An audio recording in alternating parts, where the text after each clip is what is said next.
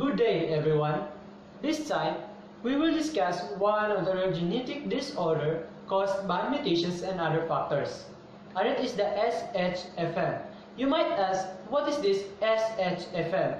It stands for split hands/foot malformation.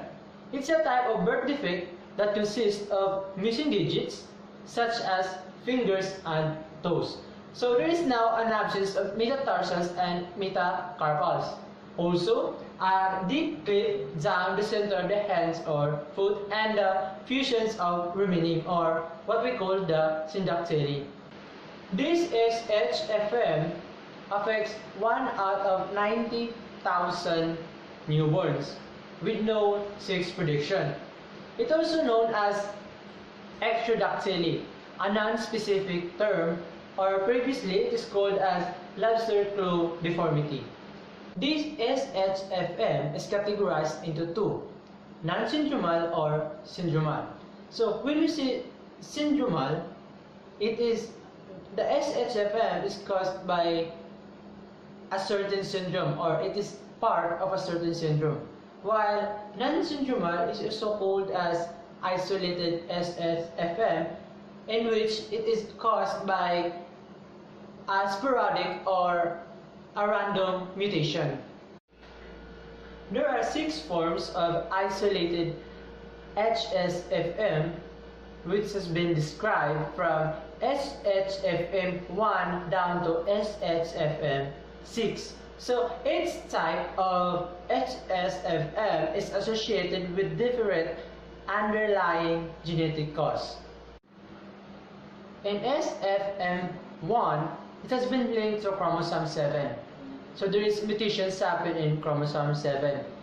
SHFM2, it has been linked to X chromosome. In SHFM3, there is a duplication happen in chromosome 10, specifically in a 10q24. Changes happen in TP63 gene causes the SHFM4, and in its SFM5, it is linked to chromosome 2. And the last type is the SHFM6, which is caused by mutations in WNT10B gene. If we try to analyze, this HFM is not just caused by one mutation, but it is caused by large mutations. Also, this SHFM can be passed through an autosomal dominant or X-linked recessive. So when we say autosomal dominant, the parents or one of the parents is affected or have this disorder. So it can be passed with a chance of 50% chance, in which 1 out of those 2 children will have this disorder. And X-linked recessive, the parents are not affected, or one of the parents is a carrier of this disorder. So it leads to 25% of chance that their children were going to have this disorder. As I said earlier, one of the identified genes that cause this disease or this disorder is the mutations in TP63.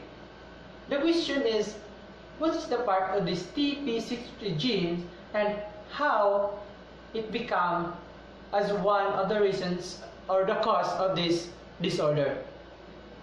This TP63 gene provides instructions for making the protein, specifically the tumor protein P63, or it is called for short as P63. The P63 protein functions as a transcription factors, which means it attaches or binds with certain DNA regions and controls the activity of a particular genes. Also, this TP63 proteins interacts with other proteins to turn many different genes on and off at different times. The actions of P63 is to help regulate the numerous cell activities, including the cell growth and division, cell maintenance, the process by which cells matures and carry out specific function, ability of cells to stick to one another, and orderly destructions of cells or the apoptosis. P63 proteins really plays a critical role in early development. It is especially important in the development of ectodermal structures such as hair, skin, nails, and teeth. Also, it helps in the development of limbs, facial features, urinary system, and other organs and tissues. Those are the functions of TP63 gene. That's why, if this gene TP63 will undergo mutation, specifically deletion, translocation, or inversion, it will lead to SHFM, or the split hands/foot malformation. Is there any treatment for this disorder?